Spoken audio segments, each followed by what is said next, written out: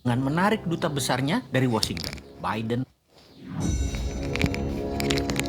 Korea Utara putuskan hubungan diplomatik dengan Malaysia. Rusia tegangan tinggi dengan menarik duta besarnya dari Washington. Biden menyerang Putin dengan mengatakan Putin itu pembunuh. Timur Tengah sekarang memanas, mulai bedil-bedilan lagi. Ledakan bom di mana-mana di banyak negara. Lalu tim Detasemen Khusus atau Densus 88 Polri menjemput 26 terduga teroris yang berafiliasi dengan ISIS di Makassar dan Gorontalo beberapa minggu lalu. Para terduga teroris ini diketahui berasal dari kelompok bernama Ihwal Pakwato yang bekerja sama dengan Jamaah Ansarud Daulah atau JAD. Ternyata tetap aja ada bom gereja di Makassar, tetap kecolongan. Kemudian juga ada ledakan besar di kilang Balongan, mirip kilang minyak Aramco yang di drone. Ada apa sih sebenarnya yang terjadi? Sebentar, kita nggak mau komen dulu ke sana detailnya. Sabar ya, sebenarnya kita udah tahu, tapi sabar ya, itu kita skip dulu. Baiklah, kita tambah lagi fakta yang lain. COVID di Tiongkok terpaparnya turun drastis. COVID di Amerika dalam 2 bulan ini terpaparnya juga turun drastis. Namun di Arab Saudi masih ketat membatasi penerbangan internasionalnya.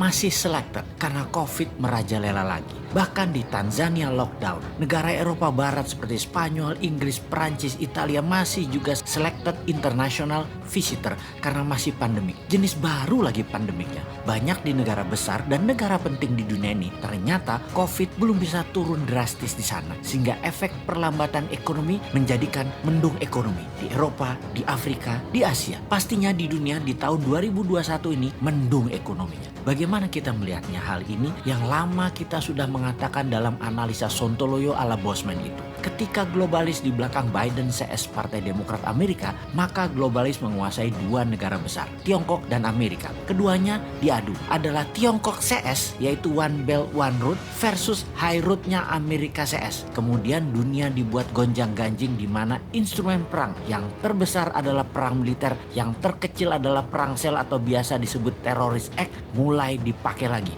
Mulai terjadi semua kan saat ini. Dunia ini semua sedang berperang melawan virus sebenarnya. Dunia sedang berperang aslinya tuh melawan siapa? Melawan globalis karena emang dimainkan oleh globalis. Alatnya mereka yaitu 2 negara besar tadi, Amerika dan Tiongkok. Kemudian perang militer dan berbagai penyakit disebabkan oleh virus seperti Ebola, Cikunya, dan Corona. Disinilah cara bernegara Indonesia ditantang ke limit, ke batas kemampuan maksimum pemimpinnya, ke batas kemampuan maksimum politikusnya, dan ke batas kemampuan pejabatnya. Jadi apa yang terjadi di Indonesia saat ini seharusnya yang harus dilakukan? Kita tahu bahwa bentuk negara Indonesia bukan lagi seperti apa yang Founding Father Indonesia ini dibuat di awal pada saat Indonesia menyatakan dirinya menjadi negara. Indonesia ini bangsanya jadi dulu yaitu di tahun 1928.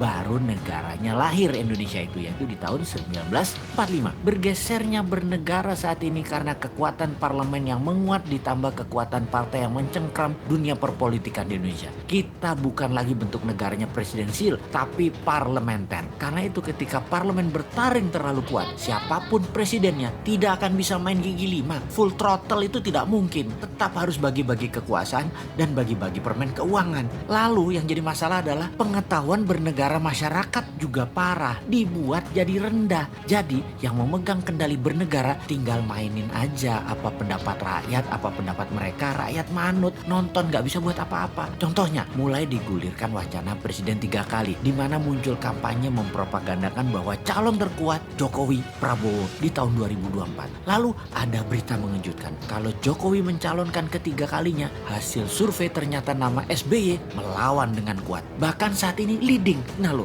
bingung gak tuh kaum old mind? Kalian ini gak pernah selesai berdrama ya. Lalu kaum new mind bagaimana? Diem aja sih saat ini. Incumbent dan oposisi menari-nari seakan-akan bisa membuat Indonesia berdaulat. Ternyata sulit juga ya. Banyak orang yang gak tahu kalau saat ini Indonesia dipengaruhi Tiongkok dan IMF secara absolut. Banyak yang gak sadar dan banyak yang gak tahu. Paling banyak adalah yang gak peduli. Begini deh, kan 3 kali presiden menjabat masih wacana. Bagaimana kalau kita tambahkan wacana lagi, yang lain lagi? Ini kalau old mind punya nyali dan old mind punya kesadaran bernegara, yaitu cinta rakyat. Saat ini old mind berkuasa 100% di parlemen dan di pemerintahan. New mind di pinggiran, tak bertaring, tak berkuasa. Namun demi bangsa dan negara, beranikah sistem bernegara kita Indonesia tercinta ini untuk pilpres nanti lepas threshold 20% suara parlemen untuk calon presiden bisa dicalonkan. Suara 5% saja dan boleh mengajukan sepasang. Jadi banyak partai tidak harus berkoalisi. Terbukti 4 kali pilpres gabungan partai-partai calon presiden dan wakilnya tidak pernah terlalu cantik pasangan keduanya setelah menjabat. Jadi bagaikan pasangan nikah tanpa cinta. Ya sudah, sekarang kita usulkan suara parlemen turunkan dari 20% ke 5% untuk ambang batas calon presiden dan langsung bisa mengajukan sepasang. Syarat berikutnya, total pasangan calon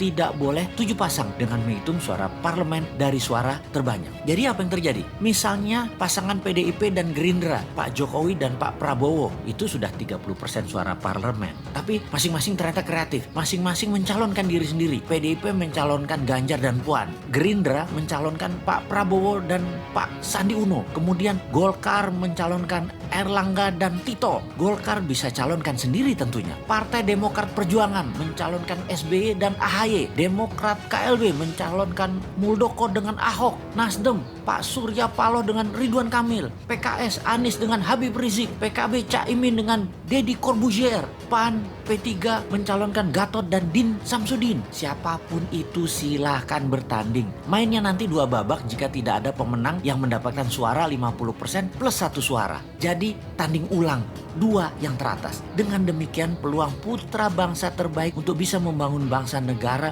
menjadi terbuka lebar. Lalu kita dengan santainya bertanya, maaf itu semua calon tadi rasanya old mind semua deh. Yang new mind mana? Oh ada. Bagaimana kalau Pak Jokowi 3 kali wakilnya si Sontoloyo ini? Piye Pak? Cocok iki kombinasinya.